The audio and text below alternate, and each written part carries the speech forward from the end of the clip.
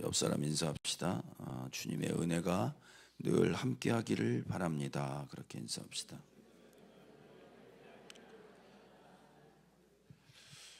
제가 지난주에 감기가 걸려가지고 목소리가 아주 은혜롭게 됐습니다. 이렇게 이쪽 눈에 뭐가 터져가지고 드라큘라 같이 보여가지고 제가 안경을 썼어요. 이해하시고. 오늘이 며칠이죠? 12월 21일입니다. 우리가 창립일이 12월 21일이에요. 2007년도 18년 전에 바로 이 자리에 은박지 깔고 앉아서 시작을 했던 예배인데, 우리가 함께 섬기고 또 함께 예배하는 우리 지역교회, 가정교회 하시는 분들 계신데, 그 예배당 없이 그 사무실을 빌리고 교단 건물에서 예배했던 우리 제자로 사는 교회가 오늘 예배당 처소를 마련하고 이사해서 첫 예배를 드리게 됐습니다. 또 우리 지역에 또 세차도 하시고 에어컨 청소도 하시면서 목회하시는 분이 계세요. 꿈이 있는 가족교회라고. 거기 지하에 있었는데 드디어 2층으로 올라가서 오늘 처음으로 예배를 합니다. 우리 이정필 목사님이 있던 소망교회 있잖아요. 거기가 등대교회에서 이렇게 새 들어서 예배했었거든요. 드디어 장소를, 넓은 장소를 찾아서 예배당을 꾸미고 오늘 예배를 하게 됐습니다. 같은 날 이렇게 세 개 교회가 예배하게 돼서 너무 감사하고, 또 우리가 함께 기도하고 섬겼던 게 너무 감사합니다. 계시록 강해가 이제 강해는 오늘로 끝이에요. 오늘로 끝이에요. 제가 이제 몸이 아프고 복귀하고 이제 정리를 하고, 그 다음에 23년도 2월 달부터 계시록 강의를 시작했는데, 시작하게 된 거는 제가 한번 쓰러지고 나니까 또 언제 부르실지 몰라서 계시록 강의를 하고 다 데리고 가자 뭐 이런 마음으로 계시록 강의를 했는데, 오늘이 113번째인가 14번째인가 그렇습니다. 그동안 들었던, 여러분이 알고 있던 계시록하고 좀 다르게 들리신 분도 계신데, 그래서 끝까지 잘 들어주셔서 감사하고, 뭐 전천년설이든 무천년설이든 후천년설이든 어쨌든 결론에 오늘 도달하게 됐는데, 같은 방향, 같은 결론이라면 그게 무슨 차이가 있겠습니까? 이제 오늘이 강해로는 마지막이고요. 다음 주가 올해 마지막 주일인데, 다음 주는 계시록 전체를 한번 이렇게 돌아보면서 정리를 하려고 합니다. 오늘이 마지막 17절부터 21절까지 말씀이 이제 결론 부분에 들어가요. 오늘 본문을 간단하게 요약하면 이렇습니다. 성령과 신부가 함께 얘기하는 거예요. 오십시오 하고 주님을 부릅니다. 또 주님을 부르는 것만 끝나는 게 아니라 이걸 듣는 사람도 오시오. 그리고 목마른 사람들, 생명의 물이 필요한 사람들은 와서 마시세요 하고 이 사람들을 부르는 소리가 17절에 있습니다. 18절은 이 말씀이라고 했던 이 계시록 전체에서 하나라도 빼거나 더하면 더하는 사람에게는 재앙이 더해질 것이고, 하나라도 빼면 생명책에서 빼버리겠다 하고 아주 엄중한 경고를 합니다. 그리고 이제 20절에 오면 아멘 주 예수여 오시옵소서라고 하는, 여러분 마라나타라는 얘기 들어보셨죠? 이제 마라나타가 주여 오십시오 이 뜻인데, 그렇게 마무리가 되며 맨 마지막 축도와 같은 예수님의 은혜가 여러분께 늘 함께하기를 빈다라고 계시록 전체를 마무리하고 있습니다. 죄송해요.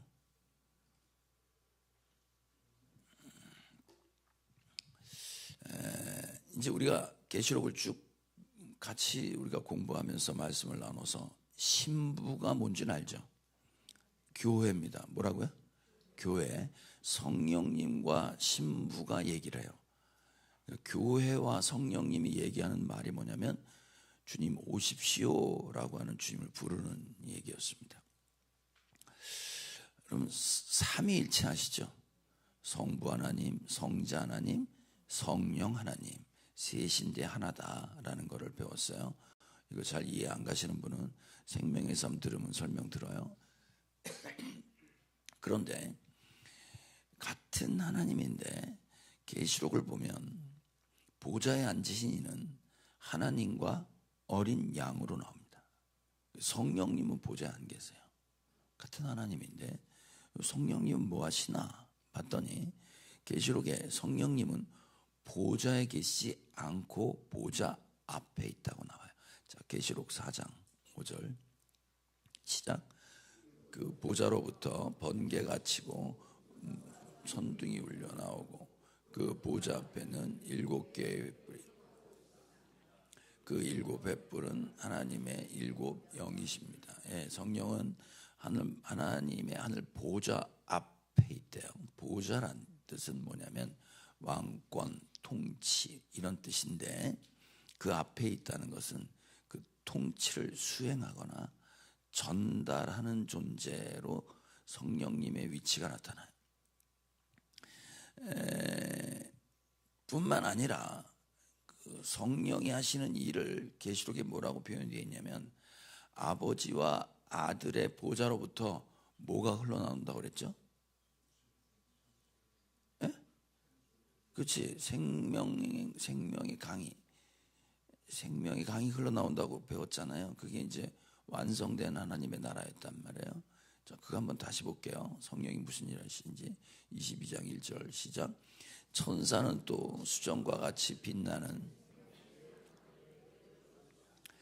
그 강은 하나님의 보좌와 어린 양의 보좌로부터 흘러나와서 도시의 넓은 거리 한가운데를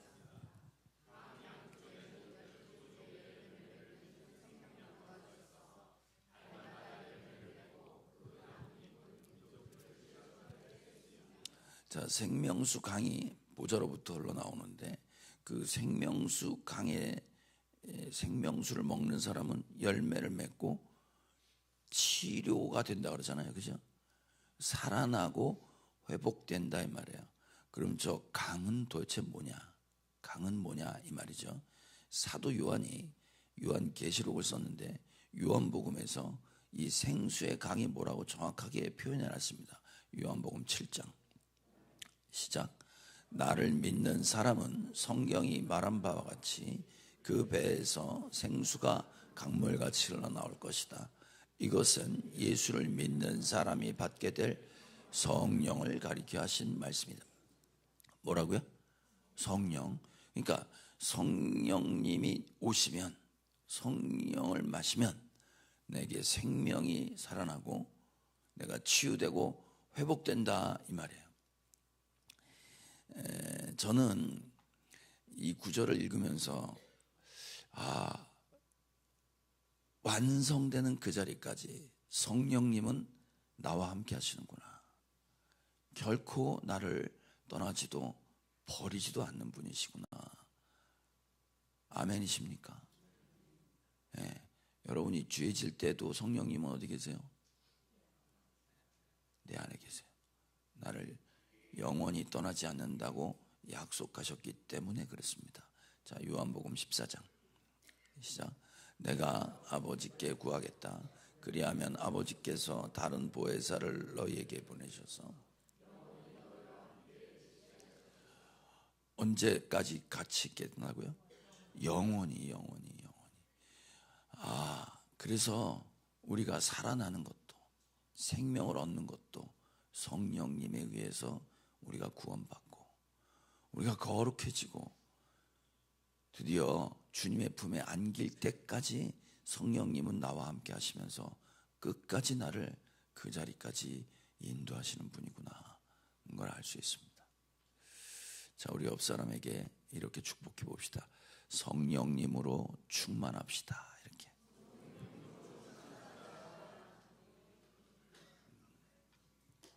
자, 그러니까 신부와 성령이에요. 신부는 교회라고 그랬어요. 교회는 건물이 아닙니다. 저와 여러분입니다. 성령과 함께 있는 교회, 성도는 무슨 얘기를 마지막으로 고백하냐면 주님 오십시오라고 주님을 부릅니다. 주님 오십시오라고 했던 마라나타라는 말을 여러분 들으셨는데 이 주님 오십시오라는 마라나타의 말이 어디 나오냐면 사실은 계시록에 나오는 게 아니라 고린도전서에 나와요. 자, 고린도전서 16장 시작. 누구든지 주님을 사랑하지 않는 사람은 저주를 받아라. 마라나타 우리 주님 오십시오. 저 마라나타가 우리 주님 오십시오 이 뜻이에요. 마라나타라는 단어는 어떤 단어냐면 아람어예요. 뭐라고요? 아람어. 구약 성경은 히브리 말로 써져 있고 신약 성경은 헬라 말로 써져 있는데 그리스 말. 그런데 예수님이 올 당시에 로마가 이제 새롭게 시작됐던 그 즈음이기 때문에 이 당시에는 아람어, 그 시대 마치 영어와 같이 전 세계가 쓰던 공용어가 아람어였어요. 이게 히브리 말하고 아람 말 비슷한 그런 글씨예요. 그게 이제 그 당시에 예수님이 아람어로 얘기를 했고 제자들도 아람어로 했습니다. 그래서 성경에 보면 헬라어로 기록됐음에도 불구하고 아람어를 소리 나는 대로 그대로 쓴 게 여러 개 나와요. 그게 대표적인 게 오늘 읽은 마라나타라고 발음했던 그거고 아멘 이것도 아람어입니다. 호산나 들어보셨죠? 지금 구원하소서 이게 아람어예요. 아바 무슨 뜻이에요? 아빠 아바 아버지 할 때 아바가 아람어예요. 또 엘리엘리 그다음 뭐야? 사박다니 아람어를 다 하시네. 엘리 사박다니 무슨 말이냐면 나의 하나님 어찌하여 나를 버리시나이까 했던 십자가에서 예수님이 하셨던 말씀입니다. 달리다 쿰도 들어보셨죠? 소녀야 일어나라. 에바다도 들어보셨죠? 열려라. 이게 전부 아람어를 소리나는 대로 그냥 성경에 갖다 쓴 거예요. 자, 그럼 고린도 교회에서 마라나타라는 말이 그냥 툭 튀어나왔단 말이에요. 사전 설명 없이 이 말은 무슨 말이냐면 고린도 교회가 교회 안에서 쓰는 용어 중에 마라나타라는 말이 일반화되어 있었다 이 말이에요. 그래서 후대 디다케라고 신약 성경 생기기 전에 그 초기에 교회에 대한 어떤 지침과 가르침을 주는 책이 있었는데 거기에 어떻게 나오냐면 성만찬할 때 있지 않습니까? 성만찬할 때 다 같이 마라나타 그랬다는 거예요. 그럼 마라나타라는 말이 어떤 말이냐? 아람어인데 두 가지로 해석할 수 있어요. 뭐냐면 네 글자잖아. 마라나타인데 두 글자씩 묶으면 마란 아타 이렇게 앞에 마란 뒤에 아타 그러면 마란은 주님이라는 뜻이에요. 우리 주라는 뜻이에요. 우리 주. 그다음에 마란 아타는 오셨다입니다. 완료형이에요. 오셨다. 우리 주님이 오셨다 할 땐 마란 아타가 되는 거예요. 그런데 앞에 세 글자를 붙이면 마라나타 이러면 어떻게 되냐면 마라나는 우리 주가 혹격으로 부르는 소리로 바뀌어요. 주여 우리 주여가 돼요. 우리 주여 타는 뭐냐면 오시옵소서 오세요 하는 미래형입니다. 그러니까 이 두 가지로 번역할 수 있는 거예요. 우리 주님이 이미 오셨다 할 때 마라나타, 우리 주님 다시 오실 그때 지금 오십시오 할 때 이제 마라나타 그랬던 거예요. 그러니까 성만찬 할 때 마라나타라는 말은 지금 이 자리에 오셨습니다 이 말이에요. 그러니까 예수님의 임재가 우리가 성만찬 할 때 바로 이곳에 주님이 오신 자리가 된다라는 기도문이 마라나타였습니다. 또 모든 교회 지금 계시록에 보면 계시록을 받았던 7교회뿐만 아니라 그 당시엔 마라나타 그러면 다시 오실 주님이 내게 지금 오십시오라고 하는 말이 마라나타입니다. 자, 여러분 마라나타라고 할 때 주님 오십시오. 지금 내가 곧 가겠다 그랬잖아요. 똑같은 말이 마라나타라는 말을 계시록 22장 20절에 이렇게 표현해놨어요. 시작. 이 모든 계시를 증언하시는 분이 이렇게 말씀하셨. 그렇다. 내가 곧 가겠다. 아멘. 오십시오. 주 예수님. 아멘. 주 오십시오. 주 예수님. 지금 마라나타라고 똑같은 의미로 쓰여졌습니다. 자, 여러분에게 한번 물어보겠습니다. 여러분 지금 마라나타 할 수 있어요? 지금 주님 오시면 됩니까? 안 됩니까? 대답을 하세요. 지금 주님 오시면 돼요, 안 돼요? 고개를 말은 못하고 고개를 흔든다. 안 되지. 안 되는 이유는 뭐예요? 좀 더 벌어놔야 되고 좀 더 누려야 되고 안 가본 데도 많고 공부도 아직 안 끝났고 우리 싱글들은 장가도 못 갔는데 주님 오시면 어떡하냐 그러고 애는 낳아야지 뭐. 우리가 지금 주님 오시면 솔직한 얘기를 한번 속으로 생각해봐. 주님 오시면 할렐루야 하고 반길 수 있어요? 좀 이따 오세요 그럴 거예요. 지금은 아닙니다만 그럴걸. 자, 그러면 초대교회 성령과 교회가 했던 말은 오십시오라는 말이 너무 자연스럽게 나왔습니다. 그렇다면 이 성령께서 이 성령이 충만한 교회, 아까 우리 성령 충만합시다 했었나? 인사? 했어요? 이해하세요? 내가 지금 정신이 없어서 그러니까. 성령이 충만했던 교회들은 주님이 다시 오신다 이 말은 우리가 지난 시간에 배웠던 그 춘향이한테 가장 큰 상은 뭐라 그랬지? 이몽룡과 함께 하는 거지. 이몽룡이 오는 거지. 그런 거죠. 자, 그러면 춘향이는 지금 사는데 이몽룡이 온다 그러는데 조금만 더 있다 와. 지금 오면 안 돼. 이럴 춘향이 있어 없어? 그 바람난 거 아니야 걔는. 그러면 그렇잖아요. 맞죠? 아멘이 되시죠? 예. 우리가 진짜 주님의 사랑을 경험해서 내가 생명을 얻었고 그 사랑하는 주님 품에 안기는 것이 신부된 우리의 가장 큰 소망인데 주님 지금 오시면 안 됩니다.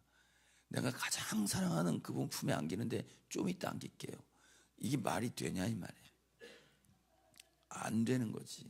안 되는 거야. 그래서 마라나타를 잃어버린 교회는 세상을 사랑하고 있다. 어떤 신학자가 이렇게 얘기를 했습니다. 주님이 오시는 게 아니라 로또가 와야 되고 지금 나한테 필요한 거는 잘생긴 신랑감이 나타나야 되고 이런 우리가 바라고 있는 것이 혹시나 지금까지 우리가 멸망의 대상이라고 생각했던 바벨론의 명품 옷과 사치와 금은보석 그리고 쾌락의 잔을 들고 있는 그런 것들을 구하고 있다가는 큰일 난다 이 말. 마지막 때.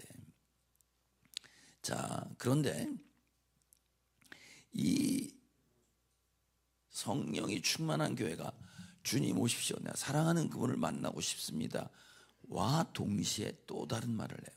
뭐라고 얘기하냐면 이 얘기를 듣는 사람도 오십시오, 목마른 자도 오십시오, 그리고 또 뭐라 그래요? 생명의 물이 필요한 사람 와서 거저 마십시오 하고 또 하나의 초청의 소리를 합니다.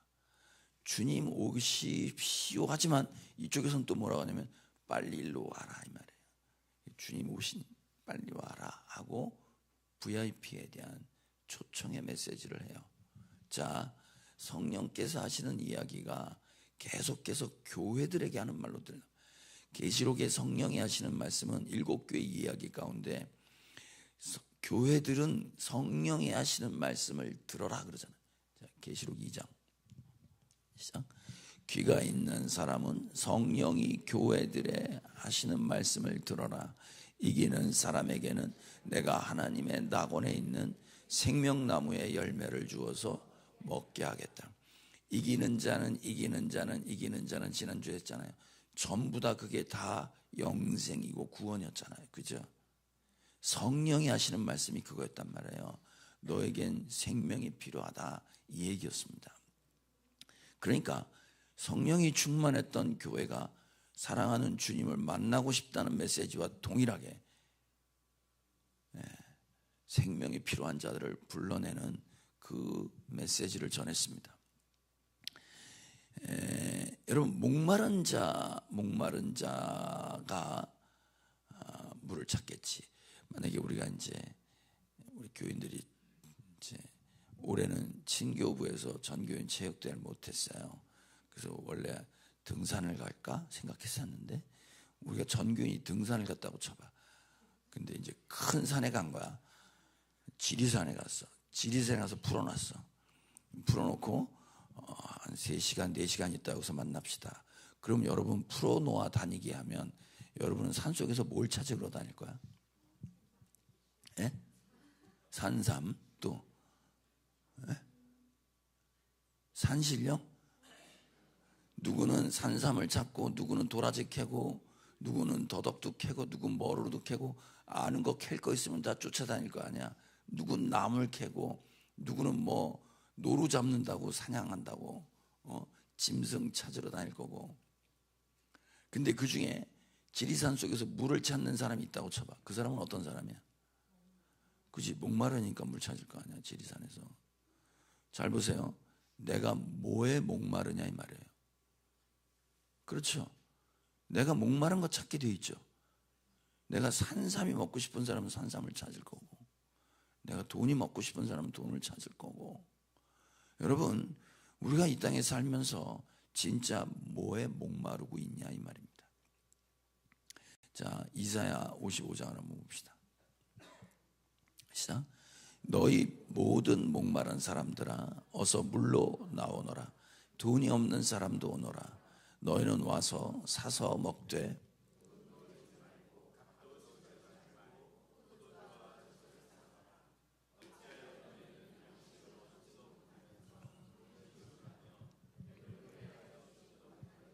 그것 때문에 수고하느냐.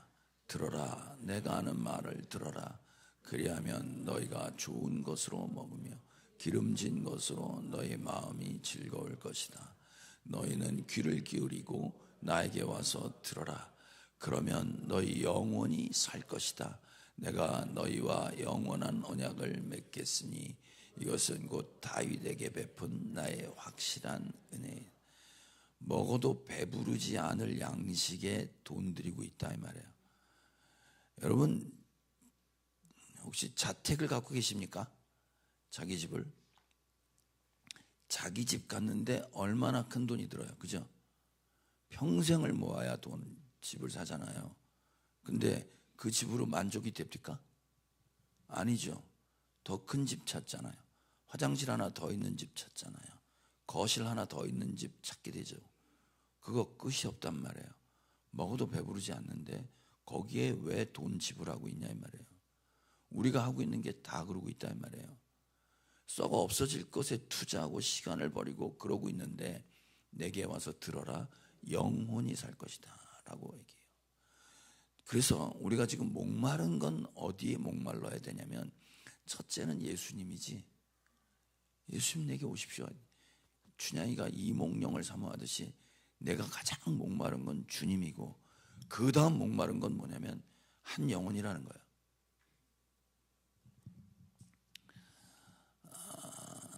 지난주에 어떤 목장에서 저보고 신방을 가자고 요청이 왔어요. 누구냐면 어떤 집사님의 남동생이 예수를 믿지 않아요. VIP예요.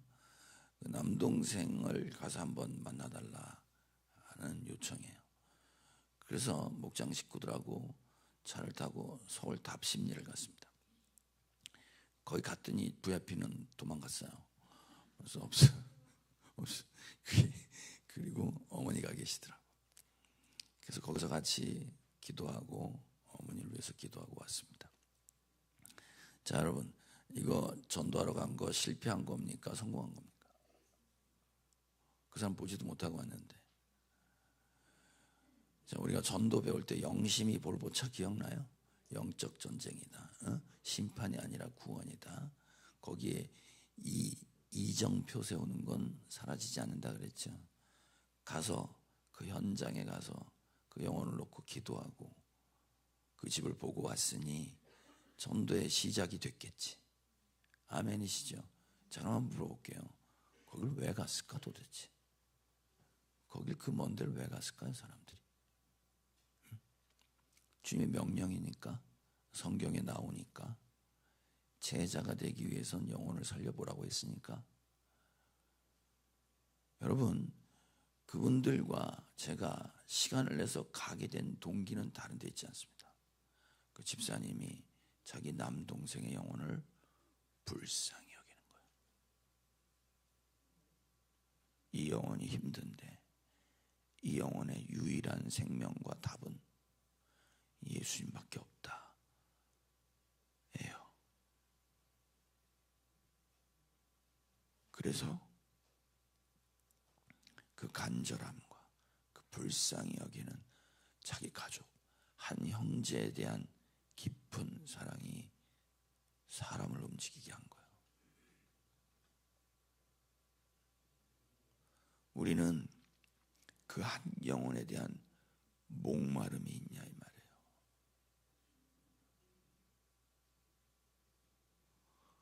오늘 성경은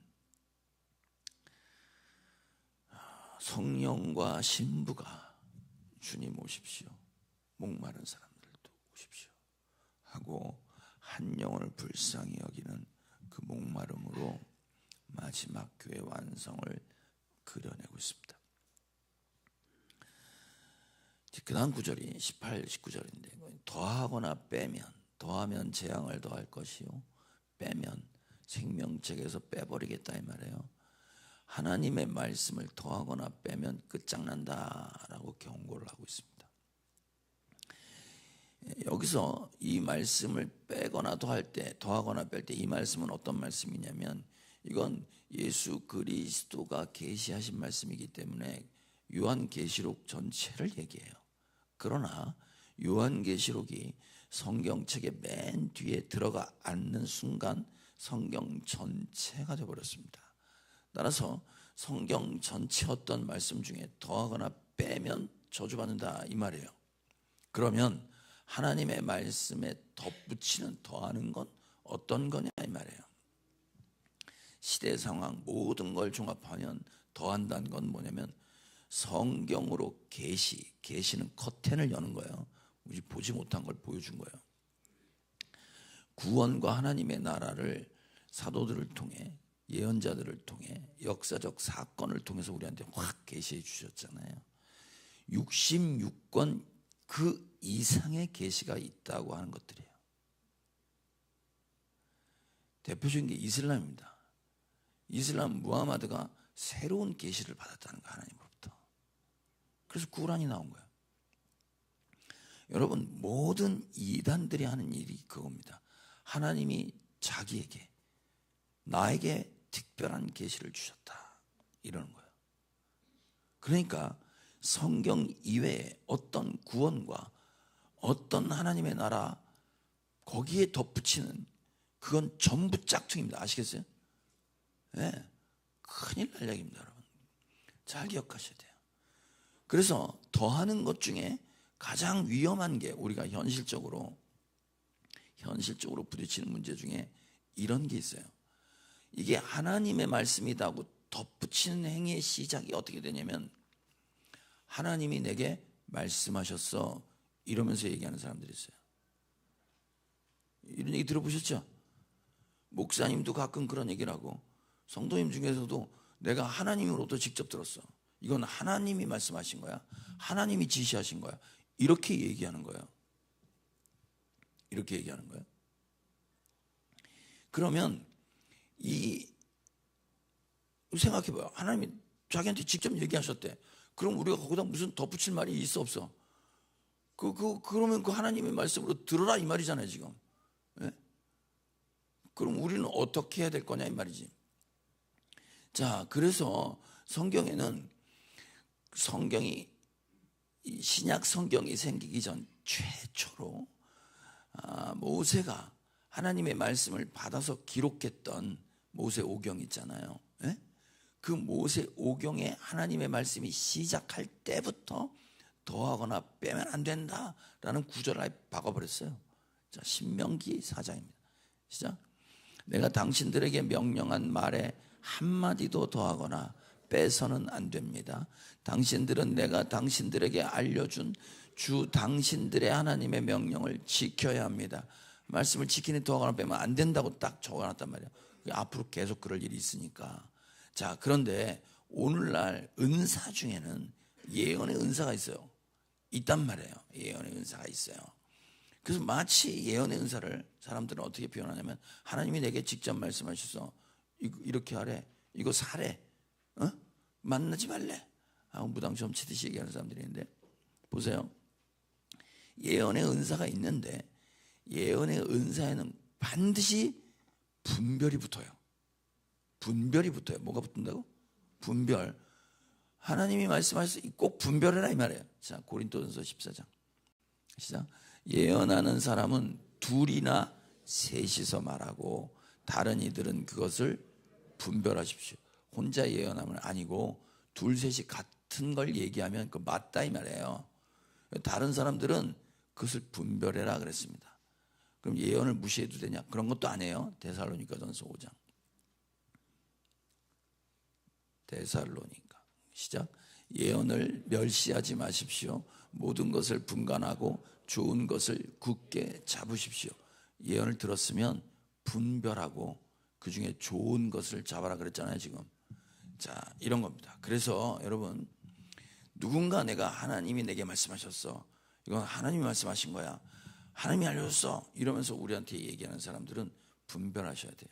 이게 지난 시간에 배웠던 거짓 선지자의 영적 학대의 시작점일 수 있습니다.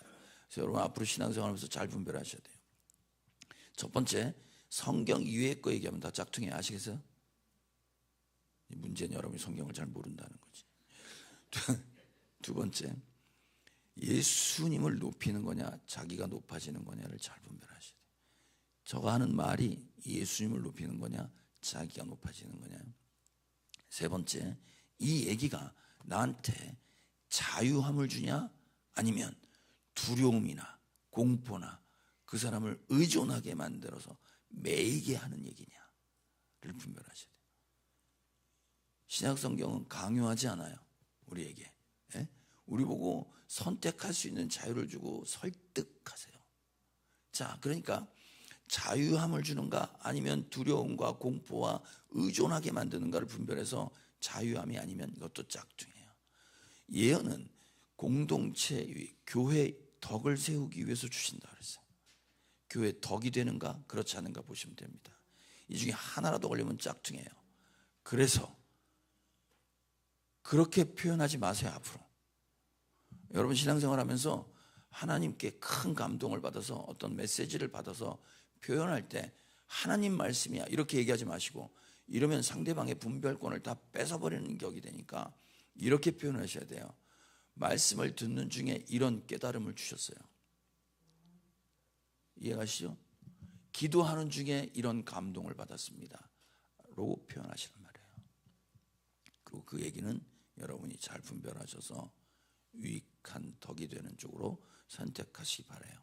이게 더하는 일들이에요. 더하는 일들.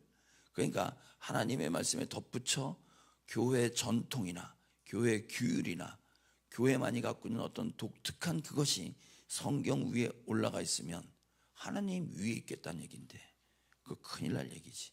더하지 말라 그랬어요. 두 번째, 빼지 말라 그랬어요. 빼는 건 뭐냐면 5가지 얘기해야 되는데 3가지만 얘기하고 2가지 얘기 안 하는 거지. 이런 거예요. 그러니까 구원의 확신은 계속 강조해. 넌 구원받아서 괜찮아. 그런데 성화, 우리가 거룩해져야 되는 우리의 책임에 대해서는 1절 말을 하지 않는 거야. 우리가 하나님께서 주시는 축복이 있단 말이에요. 기쁨이 있고 즐거움이 있고 기쁨과 하나님의 주시는 복을 얘기하는데 반대로 헌신이나 희생이나 인내나 섬김이나 이런 얘기를 하지 않는 거예요. 우리가 죄 용서에 대한 얘기를 하지만 죄를 지면 안 되고 그건 죄니 심판받는다는 얘기를 하지 않는 거예요. 그래서 여러분이 예배 가운데 예배 말씀을 듣고 뭐 찔리는 게 하나도 없잖아. 짝퉁일 가능성이 많습니다. 목사가 원래 하나님의 말씀은 자르고 쪼개게 돼 있어요. 그래요? 맞아요, 안 맞아요? 대답을 하세요. 그러니까 내가 듣기 좋은 얘기, 그게 저 목사님이 나한테 맞아. 그게 혹시 뭐 죄를 얘기하거나 심판을 얘기하는 게 듣기 싫어서 그렇다면 여러분 회개하셔야 돼요. 자, 그래서 더하거나 빼는 일이 있으면 큰일 난다 이 말이에요. 제가 이번에 기도원에 갔었어요. 지난주에 기도원에 갔었는데, 기도원에 간 이유는 주일 예배했지, 성탄절 예배했지, 송구영신 예배했지, 특별 새벽기도, 신년 특세 있지. 이거 지금 구상 좀 하고 준비하러 갔다가 감기 걸려가지고 끙끙 앓고, 그래서 가평에 병원을 찾아갖고 수액을 링거를 맞고, 링거 맞는 비용이 송도보다 3배 비싸. 이런 된장. 아무튼 그러고 이제 처방전을 받았단 말이야. 처방전을 받아갖고 약국에 가서 처방전 되는지 약을 받아 3일치 약을 받았어. 난 세상에 지금까지 약을 먹어보면서 그런 약을 처음 봤어. 봉지에 담긴 약이 한 6, 7개 되는데, 일단 알이 너무 커. 다 이게 캡슐로 된 것도 크고 알맹이로 된 것도 크고, 색깔이 진짜 밥맛 없게 생긴 색깔로 다 돼 있어. 뭐 이쁜 색이 하나도 없는 거야, 약이. 내 가평을 무시하는 게 아니라 매우 촌스러운 색깔의 약들이 천재 있는 거야. 이게 이상하다. 내가 이런 약은 처음 본다. 그러고 그 약국에서 준 약 봉지를 봤어요. 그때 뭐 항생제, 뭐 진해, 거담, 뭐 다 기심, 뭐 이런 약이야. 근데 만약에 여러분 그 처방전을 받고 약을 받는데 내가 딱 보고 이건 밥맛 없게 생겼네, 그리고 빼고, 이거 너무 크니까 빼고, 이건 색깔이 안 이쁘니까 빼고, 이건 말고 내가 먹고 싶은 거 여기다 덧붙여서 먹으면 살아 죽어. 대답을 해보세요. 죽어요, 죽어. 그 생명과 직결될 수 있습니다. 그렇죠? 하나님이 우리에게 생명을 주기 위해 주신 말씀을 더하거나 뺀다? 마치 그 짓 하는 거랑 똑같다 이 말이에요. 자, 옆 사람하고 확인합시다. 우리 더하거나 빼지 맙시다. 자, 이제 마지막 이제 예수님 오십시오 하고, 예수 그리스도의 은혜가 여러분과 함께하길 바랍니다라고 계시록은 마무리를 하나님의 예수님의 은혜로 얘기하고 있습니다. 자, 사도 바울이 성경을 기록하면서 바울 서신에 항상 인사가 주 예수 그리스도의 은혜가 있기를 바랍니다라는 인사말과 똑같이 계시록에 마치 축도와 같이 우리를 축복하는 메시지가 예수님의 은혜가 함께하기를 빈다라는 얘기입니다. 모든 사람에게. 자, 그러면 은혜라는 말은 무슨 말이냐? 생명의 삶에서 배우셨는데, 일방적으로 부어주는 사랑이에요. 내가 뭘 잘나서가 아니라 그냥 사랑하는 거야. 여러분 자식을 낳으면 그냥 사랑하는 거지, 얘가 하는 태도 보고 사랑할까 말까 고민 안 하지. 애 보기 전에 뱃속에 있을 때부터 사랑하잖아. 그렇잖아요. 얘한테 무슨 돌려받을 거 생각하고 쏟아부어? 그러는구나. 아니잖아요. 그냥 쏟아붓는. 그러니까 그걸 은혜라고 그래. 은혜. 사랑인데, 사랑이란 단어인데 나하고 상관없이, 내가 죄인이었던 아니었던 살인자였던 상관없이 나를 끝까지 일방적으로 사랑하는 사랑을 뭐라고 한다고요? 은혜라고 하는 거예요. 은혜. 따라서 예수님의 은혜가 여러분과 함께하길 바란다는 말을 바꿔도 돼요. 예수님의 사랑이 여러분과 함께하기를 바란다, 이렇게 써놨습니다. 여러분, 주님 다시 오십시오라는 말은 아까 내가 얘기했지, 내가 견디기 힘들어서, 더 이상 버틸 수 없어서, 사는 게 남과 비교해서 죽는 것만 못해서, 그래서 주님 오십시오 하는 얘기가 아니라 그랬잖아요. 그죠? 이 말은 마치 무슨 말과 같으냐면, 아까 춘혜가 얘기했던 것처럼 사랑하는 일을 찾는 것, 지금 뭐냐면 사랑이 가득하기를 바란다 이 말이에요. 그럼 생각해봐. 여러분이 옛날에 연애할 때 누군가를 깊이 사랑했어. 정말로 사랑했어. 그럼 그 사랑이라는 사랑 때문에 못할 짓을 하지, 불가능한 일도 하지. 그 한겨울에 한강을 지킨다고 둘이서 밤새 돌아다니잖아. 그걸 누가 한강 지켜달라고 그래서 간첩온다고? 누가 그 짓을 할 수 있냐고. 사랑하니까 하는 거야. 아니, 사랑하는 사람이 부산에 있으면 부산 순식간에 갔다 온단 말이에요. 사랑이 있으니까 버티고, 사랑이 있으니까 남들이 볼 때 감당하지 못하는 일을 감당하게 돼요. 맞아요, 안 맞아요? 여러분, 자녀를 위해서 부모가 파출부도 뛰고 알바도 뛰고 쿠팡도 나가고 죽으라고 뛰어서 자식한테 다 보여줘. 뭐 때문에 그러는 거야? 애 사랑하는 것 때문에 그러는 거잖아. 맞아요, 안 맞아요? 우리 남편들 그 수모를 감당하는 건 뭐 때문에 그래요? 사랑 때문에 그래. 사랑하는 거니까 그러는 거야 지금. 자, 그러니까 예수님의 사랑이 여러분과 가득하길 바란다. 우리가 구원받는 것도, 내가 성화의 과정에서 이기는 싸움을 하는 것도, 사랑하면, 사랑이 내게 있으면 넉넉히 이기고 남는다 이 말이에요. 그래서 우리에게 가장 필요한 건 사랑이다 이 말이지. 여러분, 제가 주님 오십시오라는 기도를 예수 믿고 처음 한 적이 있습니다. 한 번도 그런 기도를 가르쳐 주지도 않았는데 주님 오십시오 라는 기도를 한 게 있어요. 그게 뭐였냐면, 영혼 구원하는 사역이에요. 사람들을 막 초청해. 초대장 막 뿌리고 초청을 해. 그러면 초청하기 전에 이미 추천서를 받아. 이 누구누구를 추천하길 바란다. 그럼 추천서를 이만큼 듣고 기도한단 말이에요. 그리고 막상 그날 오겠다고 하는 사람은 100명 추천서가 오잖아요. 그럼 당일날 오는 사람은 한 3, 40명밖에 안 돼.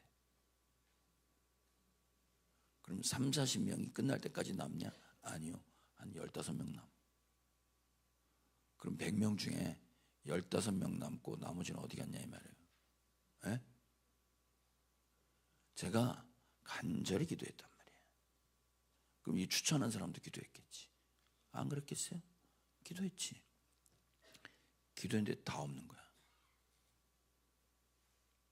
그게 매번 반복되니까. 그리고 추천서에 이 사람 꼭 살아야 됩니다. 이 사람 꼭 좀 살려주세요. 뭐 이런 멘트를 달아. 근데 그거 안 나타나. 왔는데 다시는 안 와. 마음이 어떻겠어? 그래서 제가 하나님 앞에 이런 기도를 하기 시작했어요. 하나님, 왜 나한테 왜 그러세요? 도대체 얼마나 많은 사람이 죽어야 하나님 속이 시원하시겠습니까?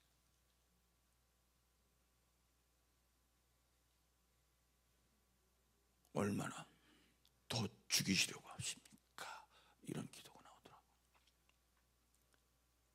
그리고 나온 기도가, 아니 주님 지금 오십시오. 지금 오셔서 다 살려주십시오. 그랬어요. 그 기도는 지금도 여전합니다. 거기다 하나 덧붙였어요. 지금은 여기 앞치마 입은 사람들 다 데려가도 좋으니 저 영혼 좀 살려달라고. 우리는 계시록을 끝내면서 그리스도의 사랑이 날 사랑해서 이 땅에 오셨고 나에게 전부를 주셨다면 그 사랑 나를 움직여 잃어버린 영혼들을 향해 부르는 소리, 주님 만나고 싶으니 내게 와주십시오 했던 것으로 계시록은 마감이 됩니다. 이번 성탄절날 11명이 세례를 받습니다. 청장년 9명과 청소년 2명이 세례를 받아요. 여러분, 이 11명의 영혼이 어둠의 자식이었다가 죄로 죽었던 이가 살아나기까지 도대체 얼마나 많은 사람이 눈물을 흘렸고 기도를 했고 헌신했고 재정을 드렸고 순교의 피를 흘렸습니까? 한 사람이 살아나는, 한 영혼에 대한 목마름이 있는 사람들이, 그게 성령 충만한 마지막 시대를 살아가는 저와 여러분입니다. 한 영혼 불쌍히 여기는 마음, 그 한 영혼에 대한 마음을 달라고 기도하시고 그렇게 이기는 자로 승리하시길 주님의 이름으로 축복합니다.